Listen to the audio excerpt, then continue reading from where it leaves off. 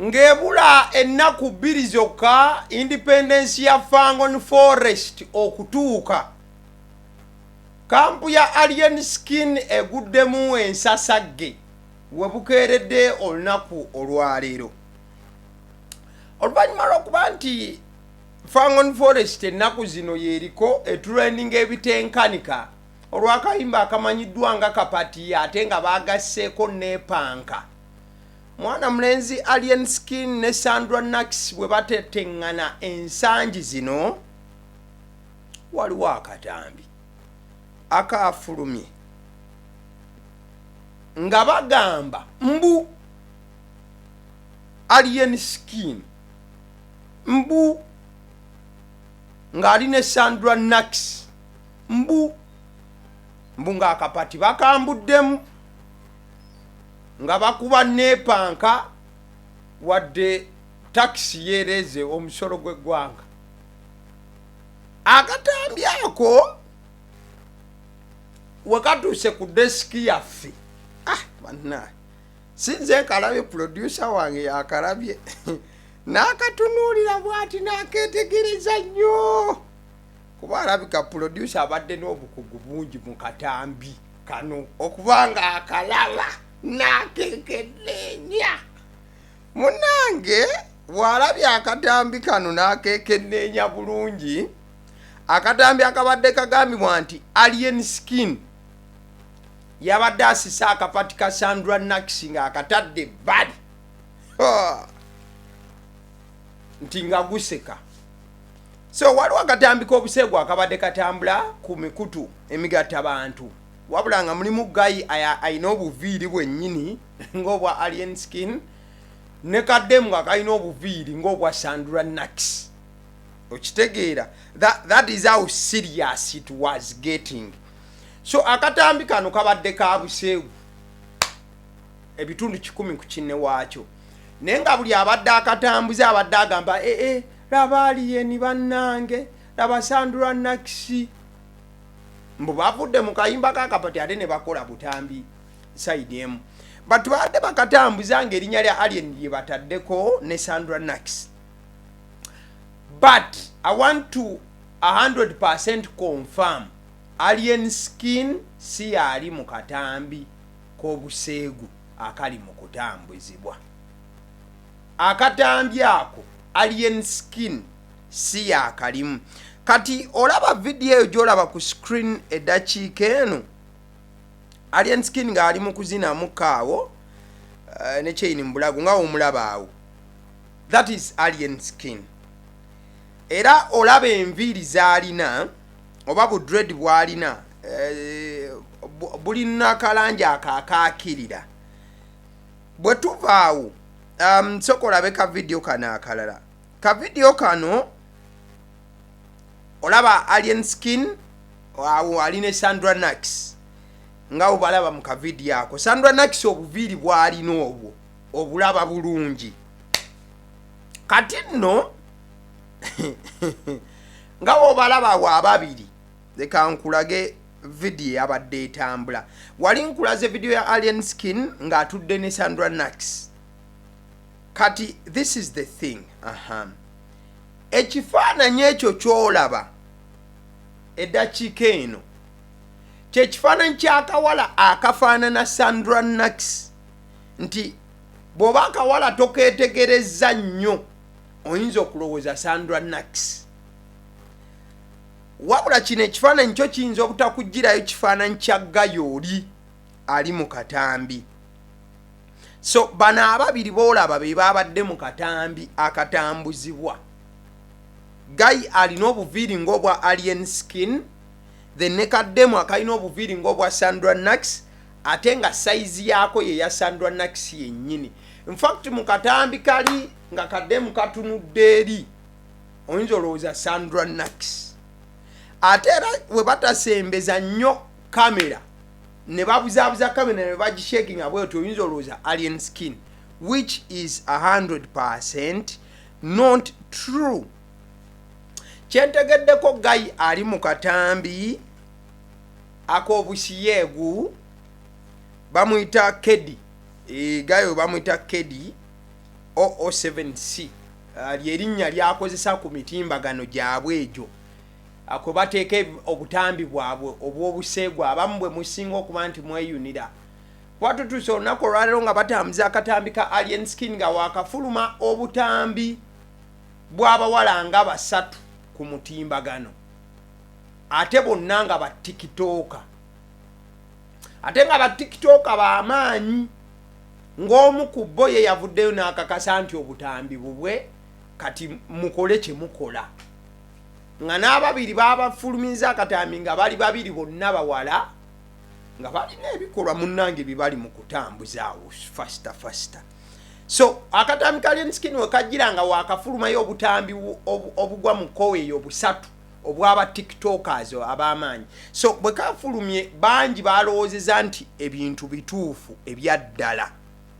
but gaya alina bubeezi nviiri zifaanagana za alien skin ate bw'atunula wansi bw'ati olowooza nti alien skin ne kaddemu bwe bakatunuza eri n'oba nga tokalaba olowooza Sandra Nax yali awo kino nno tekihapeninze ku alien skin yekka last year nga tugimaliriza mwana mulenzi liri puzzle bafulumya akatambi akaggaye yali asaze enviiri nga zifaanagana ezaali lupazo era nga alina kaddeemu kaali nako but akatambi era tekaali katuufu in fact si oyo yekka waliwo neddeemu omulala era tiktok yali ow'amaanyi ennyo waliwo guy eyamu blackmailinga n'afulumya akatambi naye nga akatambi kaali kaddeemu mulala eyali ayagala okwefaananyiriza ono naye nga bw'okeetegereza n'omukutu gwe kwalina byonna byali tebikwatagana kati oba abaana bawulidde akayimba ka nepanka ka Sandra Nax akapya obubaka obulimu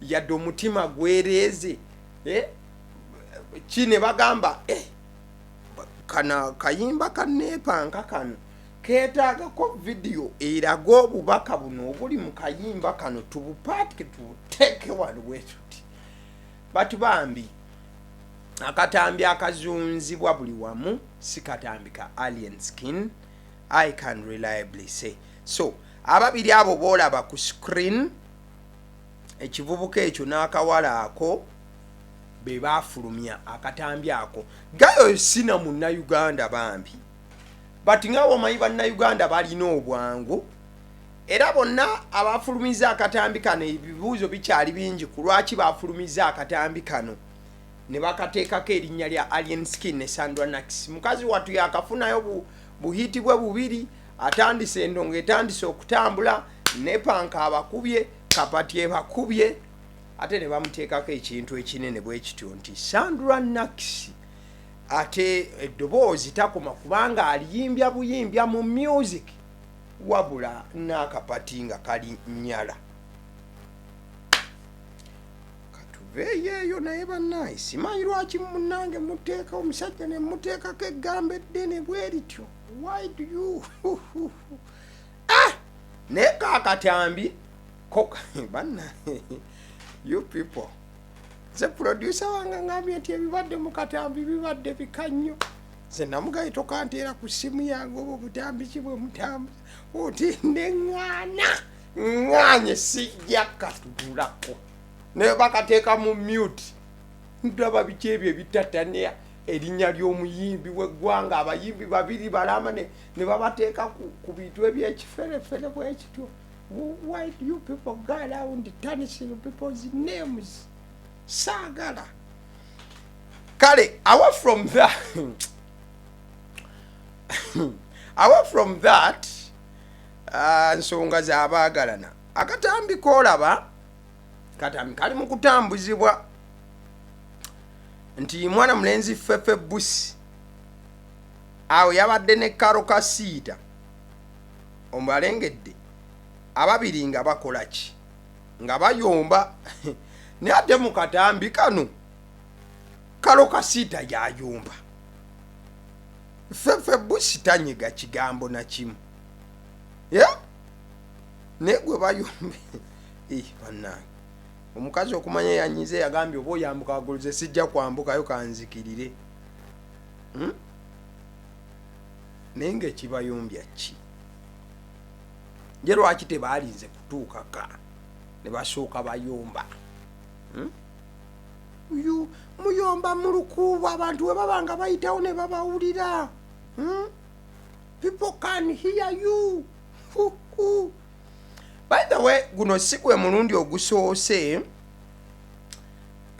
ng'ekintu nga bwe kito kirabwako nzijukira omwaka oguwedde waliwo era ebigambo ebyali bitandise okutambula nti Fefe Busi ne Karo Kasiita here and there wabula Fefe Busi nzijukira bulungi yavaayo n'abaako kyayogera as you can see here. Okay, waliwo ebitingana ku social media nti gwe ne Mama Sita mwayawukanye. Nyera n'ebyokweyagala byayitingana muyitingana. Kyeki kyotegeeza? N'ebyokweyagala nabiwuliramu mutwazadde mutweyagala mutukola ki kati n'ebyo nabirabye. Okay, wabirabye. Wabyogerako ki? Oluvannyuma lw'obiraba. Sibyogerako banjigiriza obutayogerako buli kimu. Ani yagobye munne ku mwembi? Ate nga nkugambye sibyogerako. Naye nga wamma abantu oba mbagambe ntya ogezaako n'ofa kubikwatako. Bwe biba bino bikwatako nnyo ebyange ne Karo sitolina buzibu byenyigeemu naye we tebikwatako nnyo era osobola obutabiwa nnyo budde. Kati oli abagambe nti n'ebintu tebibakwatako. Kati abogera ku Karo Kasiita ne Fefe Busi mujjawo olukusa olubogerako ng'omukulu yabagamba dda nti ebyabwe tebibakwatako. Baba bayombyemu kantu katono kajja kumala katerere. Kale abantu abaliwo omwaka gwali gwa bbiri oba could be 2009, 10, 11, 12 jinza okuba gyegyo emyaka abantu abalaba ku Pastor Iga kiki olifa teweerabidde abantu abalaba ku ABS TV mujawajaja wange yali andoga abantu abalaba ku Nabbi Omukazi ono nga yaleetebwa Pastor Iga eggwanga lya Uganda mulabiseemu Nabbi Omukazi akuma Israeli teeba kati tabongoota. Simanyi oba mujjukira ebiseera ebyo omukyalo yamanyiddwa nga Nabbi Omukazi. Nabbi Omukazi olunaku olwaleero avuddeyo n'akola post eno abadde ng'agiyisa mu kayimba ka Alien Skin bati ate nga abadde ateeka obubaka obubwe bwe ngenda okusumululira bwobanga gwe tobutegedde. Post yeyo gy'olaba ku screen agambye nti akapande kwaliko musambwa bano baasoma musumba ne basenga mu kkubo ly'omusambwa ne banjooga kati oba baliwa mwe mubawulizeeyo mubagambe tebalidda ngulu ne bwe balikola batya omusambwa gwanyiiga ate temumbuukira obugere bunsiiwa. Kali muyinza oba temufunye message Nabbi Omukazi gy'abadde asindika nze katika ow'olugambo lwe kamba nnyonnyole kigambo ku kigambo ku Nabbi Omukazi kyabadde ategeeza. Agambye akapande kwaliko musambwa bano baasoma musumba ne basenga mu kkubo ly'omusambwa. Kati kiba kitegeeza Nabbi Omukazi ye yaba yeeyisa omusambwa nti akapande kaaliko musambwa mwe mwasoma musumba mwamuyita musumba naye nga ye yali musambwa ne mumujooga kati muliwa mwe mubawulizeeyo mubagambe tebalidda ngulu ne bwe balikola batya omusambwa gwanyiiga.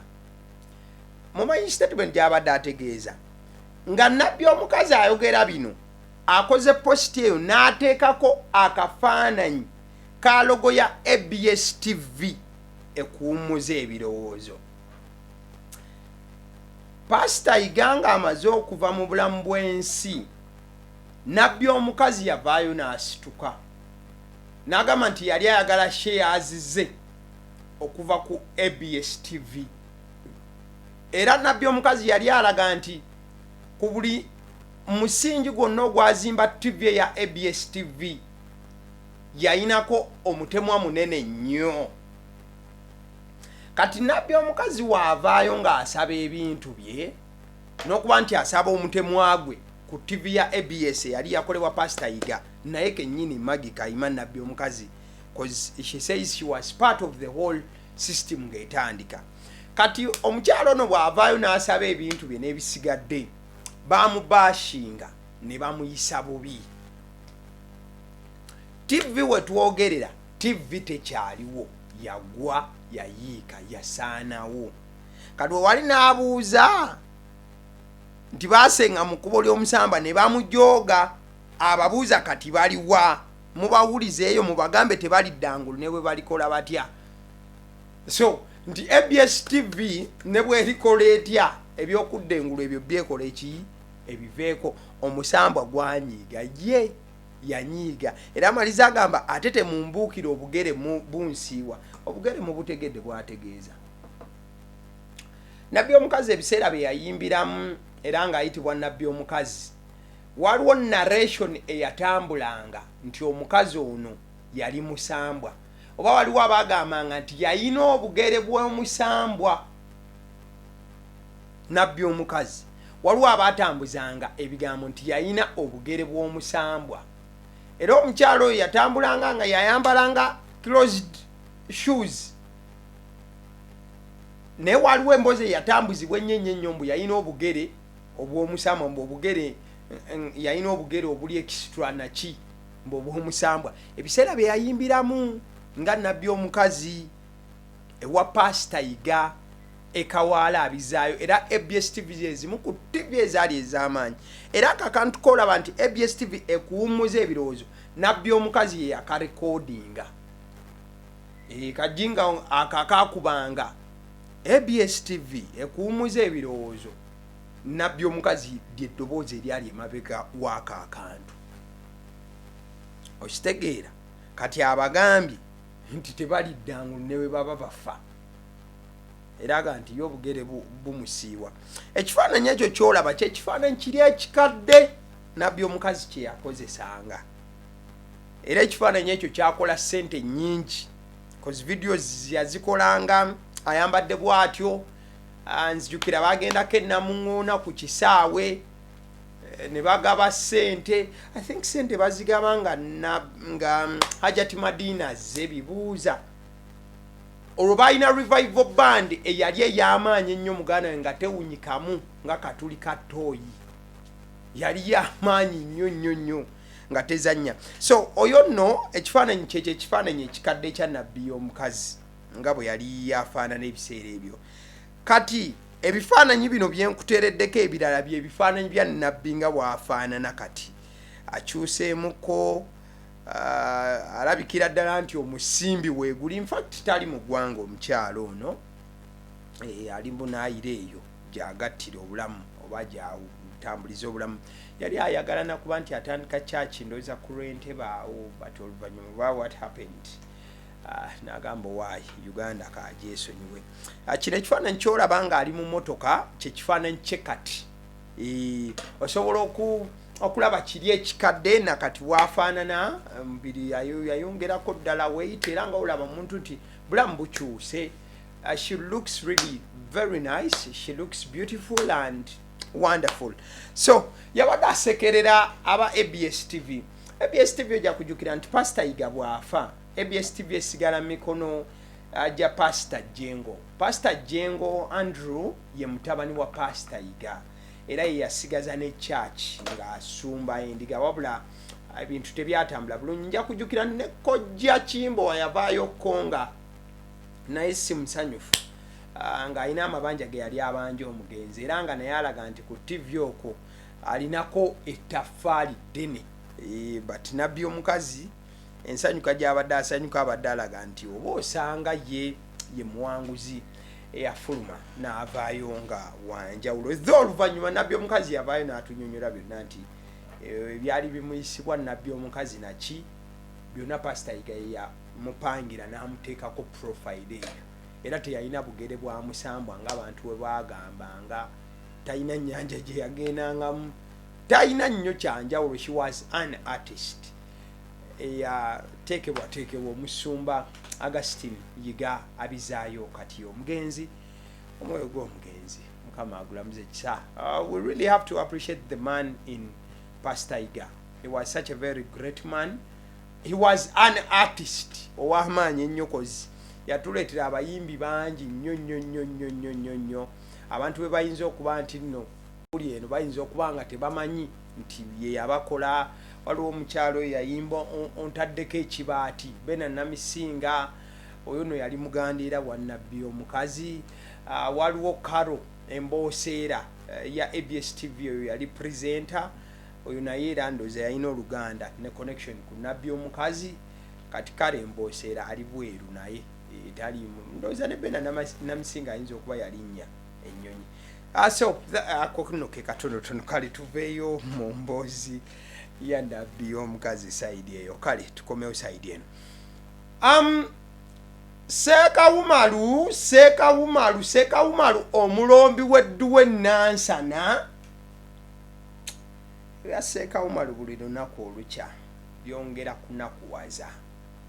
Ebya Seeka Umaru buli lunaku olukya byongera kuyungula ziga na kutekemula mmeeme zaabo abamulinako oluganda n'akakwate. Ekifaananyi ky'olaba kyekya Seeka Umaru. At the same time gali amaka g'olaba ge maka Seeka Umaru mwe yawuli awangaalira ebbanga lyonna. Ne kati giweze endowooza emyaka giweze n'ebiri omukulu nga tasulako mu kisenge kye nga tayitako mu ddiiro lye wadde okumpi n'amaka ge. Seeka Umaru ndowooza emyaka gigenda kuwera buweze ebiri teginnawera ebiri but gigenda wera ebiri. Bukya Seeka Umaru asibibwa. Seeka Umaru abatamanyi nsonga ya musibya bamusiba ku musango gwa aggravated human trafficking. Waliwo abali babibongesa nti Seeka Umaru bamusiba lwa kurepinga mwana oba lwa rape nti yakwata omukyalo oba omuwala oba omwana. Si kituufu. Bamusiba musango gwa aggravated human trafficking. Seeka Umaru ali kigo. Seeka Umaru wemba mujjukira ebiseera bya Haji ne Hajati Zuula. Ebiseera ebyo bamubijjukira bulungi. Seeka Umaru yaleetebwako ko ku mpingu ng'ali ne Haji oyo n'abalala. Seeka Umaru bamuleetako ko. Seeka Umaru yalabikako. Naye nga bw'omanyi musajja wa Katonda. Ebiseera ebyo abantu baali ku Haji wa Hajati Zuula. Kati Seeka Umaru musajja wa Katonda teri yamutunula yadde yamufaako. Yayitawo ngero omuntu omulala wa bulijjo musajja wattu. Seeka Umaru ne zikunsa ne bazzaayo mu komera. So Seeka Umaru ali kigo. Omusango ogwa aggravated human trafficking osobola okugutwalanga mu Luganda nti yali agezaako kukusa omwana ne bamugombamu obwala. Wabula bw'ogenda mu mateeka Seeka Umaru kooti enkulu yeyina olukusa olusobola okumuwa bail olw'ensonga omusango gwe yazza gwa naggomola oba omusango ogusuubirizibwa nti Seeka Umaru yaguzza musango gwa naggomola. So kooti zino ezisookerwako teziyina buyinza busobola kuwa Seeka Umaru bail. Kiba kitegeeza ndi musajja wa Katonda gonna omusango oba yaguzza oba teyaguzza kozi bagamba nti you're innocent, you're a suspect until you're proven guilty, something of a sort of a statement ebeera bwetyo.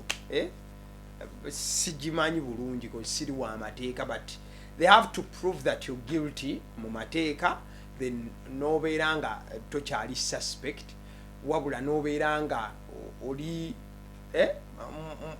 wa musango gwo nti ogukoze but wekibasa ekyo obeera okyali suspect but kisuubirizibwa nti yakukusa omuntu. So omusango gwamuteekebwako oba yagukola oba teyagukola musango munene. Ebyokuba nti yagukola oba teyagukola kooti ejja lamula but musango munene nti kwalimanda osobola okumalayo akaseera akawera.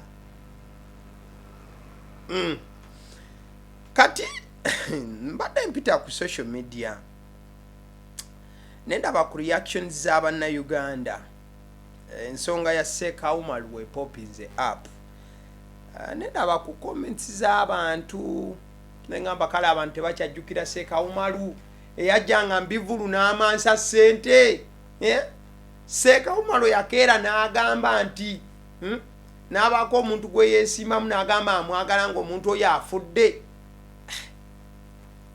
kakuyitira mu comments nga bw'oziraba ku screen awo Salima agambye let him be there very good timumuleka abeereyo mu kkomera ekyo kirungi Meza yabuuza what did he do yakola musango ki banatona anoonya ddagala lya mwana asobye nnyabo omwana wamukola ki wali oyonsa ate n'otagataga waliwo gwe bayita munnayuganda agamba nze mbadde namwerabira dda wallaayi yizulaika ate anoonya basajja banyankole bannange twogera ku Seeka Umaru oli akomentinga birala Bridget agamba bambi yagenda ku kyeyo bannange omusajja ali mu kkomera tali ku kyeyo Eric agamba nayitawo ewuwe ng'embwa ye eri ku mulyango ebyaddala Stella n'abuuza embwa eryaki eri ku mulyango gwa Seeka nedda bannange nedda bambi Charles Sebumba agambye nti alombe Dduwa eyo bannange anti Seeka Umaru yali mulombi wa Dduwa kati ogwana ugambye mbw alombe Dduwa eyo Flower Girl agamba kasita naye yagamba Mr. Update afe kati naye abeereyo kagira akwata obwana bannange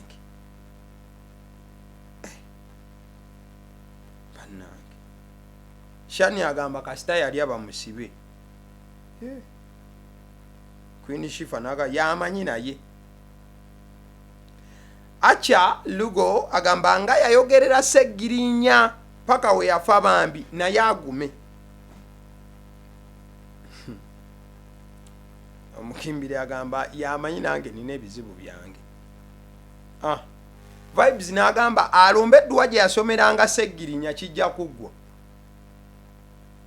Jenny Meba agamba ate si papa bambi si papa naye akyali mu nkomi mukwano Kisacha agamba tombulira mpozi what was his prayers to the late Seggirinya Akiramu wa Anisha agamba nsaba Allah mwongereyo emyaka 4 ku lw'obusiraamu ndowooza ono yanyigira ku saidi ya ddiini yawulira nti Seeka yaweebuula eddiini kati asaba omutonzi bongereyo emyaka emirala 4 nga basibye Seeka Umaru Jomi n'agamba omubbi oyo bamusibe omufere Precious Kagamba nti ne waaweza emyaka 10 mu kkomera ye talina buzibu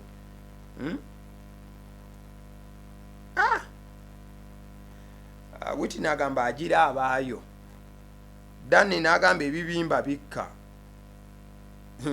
Chirinchira agamba ogamba ono omulombi w'Edduwa naye this Uganda Patricia agamba nti Katonda talya nguzi Xavier Africa agamba Uganda byonna bisoboka ensi mugigende empola Maleke jinzi ng'osabye bubi agamba singa afiirayo etabannange banayine we mbamunyize temusabira abantu kufa ekyo si kirungi bannange awo tetutuukawo kale nabagamba nti buli wokomentinga ku video zaagaliwo kyemba nina okukola kyakuba nti nkutumirako n'okwebaza okubeera nti owakinga YouTube channel eno eyagaliwo mukwano gwange so ngenda kubanga ntumirako kubamu ku bantu be nabadde nabo like abakomentinze ku video gye nasembyeyo Fulumye ya night shift wano ku YouTube channel eyagaliwo yes of course kale njagala kusooka okutegeeza ku Alson Painters UG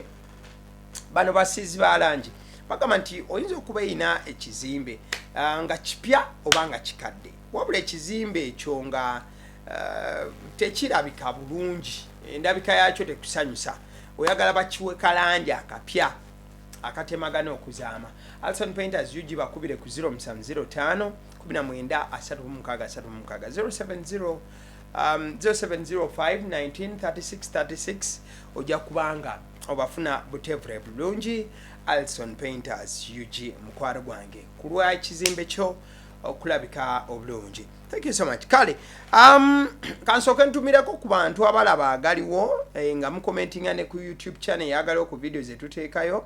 Njagala okutumira ku France webale nnyo France Q6X webale kuba nti olaba nnyo agaliwo oli wa muwendo nnyo. Thank you so much.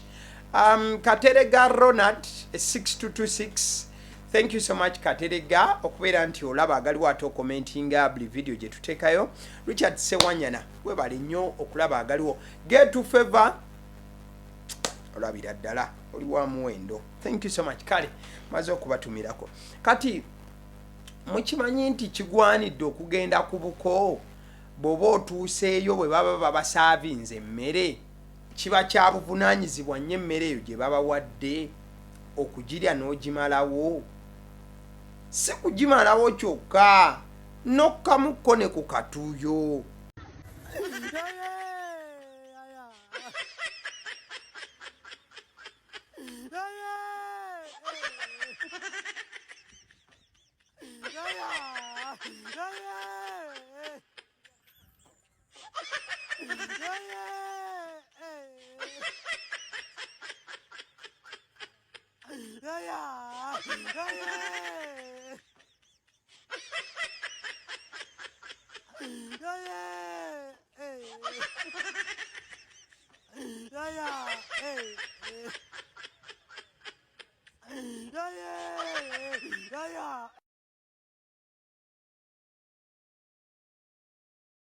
Abaka abatuufu ab'okuleeta abaka abatuufu aboleeta ku buko mu balabi bakuba essala ne bajja akatuuyo bonna ne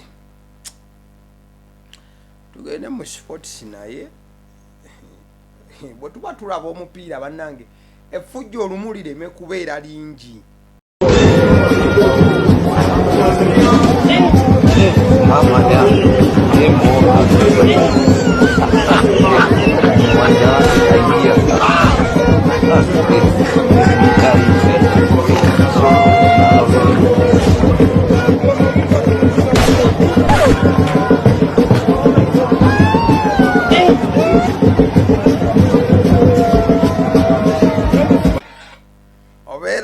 Obeerawo ekyaye nga kisanyuka naye nga kikulima begaawe essimu yo kyekigikubye anti obadde weesinisamba okwata vidiyo gy'oli bw'onaddayo eka w'onaanyiga ku intaneti omupiira toolaba eripule yaagwo.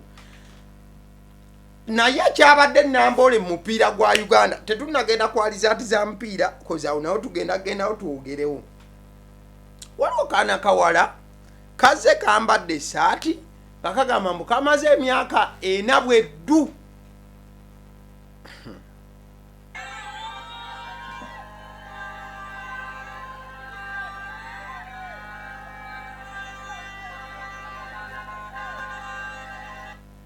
Omwana ono bwedda ali muwagira omupiira bwasituka essaati emabega eriko 4 years without sex.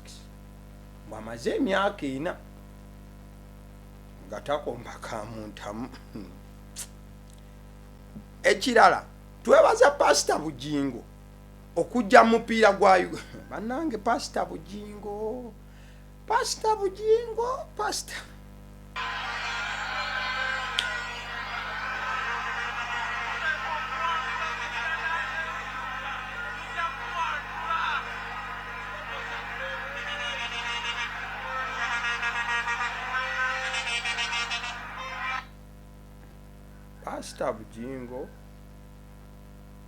Pastor Bujingo yazze mupiira. Pastor Bujingo kulikayo mupiira gwa Uganda.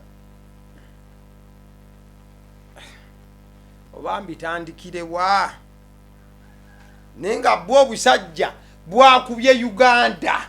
Obusajja bwakubye Uganda. Obusajja bwakubye ttiimu ya Uganda Cranes etegeezezza nti newankubadde ebintu tebyatambudde bulungi eggula ennamboole wakati waabwe n'Algeria Muzachan nti ekyo tekyabamazeemu maanyi wabula baakukozesa ebyabaddewo ng'omusingi okuwangula mu mipiira egiddako.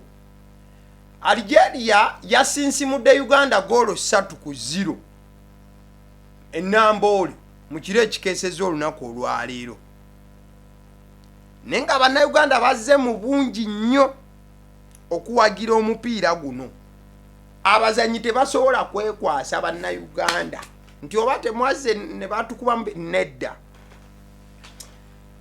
omupiira guno omukwano gwange ate ategedde bwe gwatambudde Uganda versus Algeria guno gwe gwabadde omupiira gwaffe ogusookera ddala mu mpaka za CHAN enambole kansoke nkwa ku statistics z'omupiira guno nga ebintu nga bwe byatambudde Uganda yakubiddwa goals 3-0 gwagenze ohumula first half ng'omupiira batulimu goal emu mwana mulenzi amanyiddwa nga Ayub Gezala ye yateebye goal eyo yafunye assist okuva ewa Abderrahman Meziane Benta ne batusinsimula goal mu dakika ya 36 tukoma mu second half edakika ye7 gaye yakoze assist ya goal yasoose Abderrahman Meziane Benta n'atukuba goal ey'okubiri nga system wewa mwana mulenzi amanyiddwa nga Mesala Meba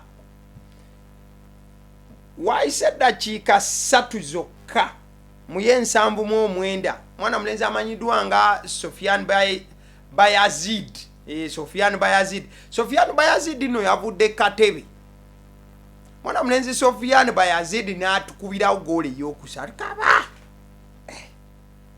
tugamba bannange ffe bagenyi oba bali beba nitugamba ffe twakyadde obusajja obwedda butukuba ng'ogamba tiffe twakyalidde obusajja bwatukubye nga tokwatayo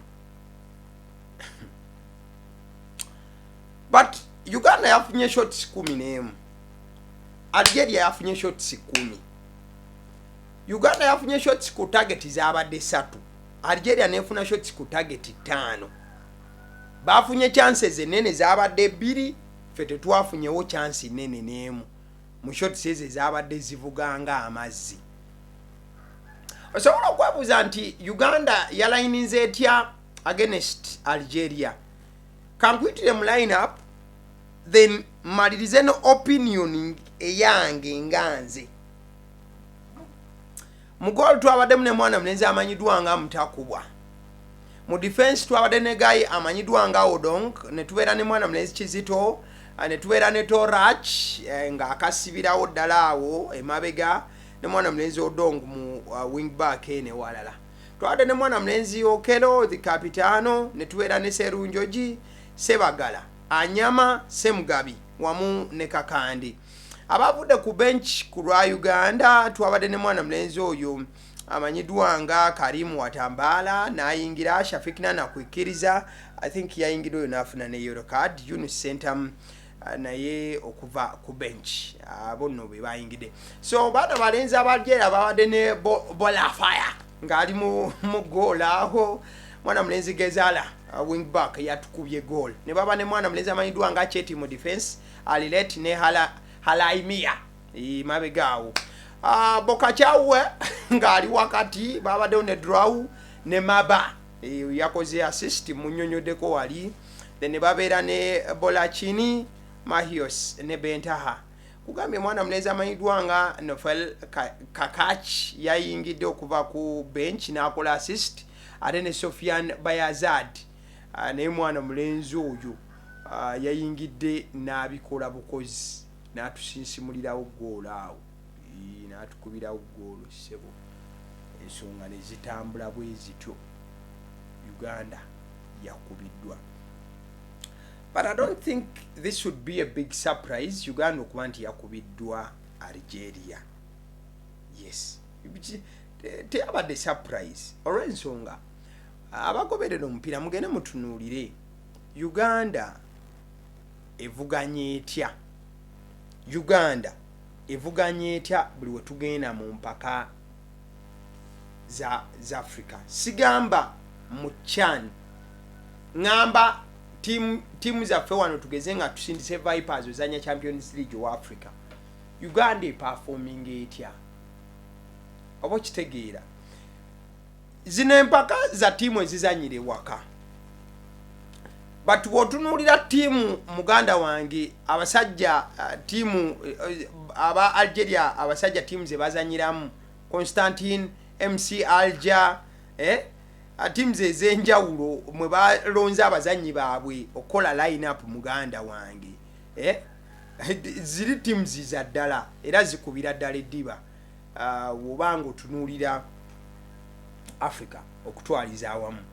So abasajja bazzenga kirizagaana nga batu baina upper hand mu game eno automatically. So mze Uganda okuba nti yakubiddwa tekyannewunyisiza. Justice ekyannewunyisiza kye kikuba okuba nti twakubiddwa 3 nado mpira ngusuubira okuba nti omusajja bujja tukuba goolo ng'emu 0 2-0 wegubanga gugenze wala nnyo because at least tubadde ne record y'obutatiiriika nnyo mabega ng'eggwanga lya Uganda bw'otuuka mu defense naye maama bitu byagizeemu kaawo n'ogamba wagwa ndyasa ekintu kiri kitya musajja webuto ne bututiyuula goolo 3 bwatuggyemu empewo naye maama ndabangu bwatutaddemu empewo but we shouldn't be negative. Let's hope for the best for our Uganda Cranes. Competitions zino ezakyana so mpira Uganda gwezaako it is a do or die affair. Bintu byakulwana nnyo Uganda inowangula omupiira oguddako ate mu kuguwangula eyina okukuba obusajja ebyaddala. Ku Friday eno tuzanya Guinea kale abasidde omusonso zire erinnya eryange agala ogwe mukutu gwe tuli liking a video eno. Thank you so much. Webalire ddala.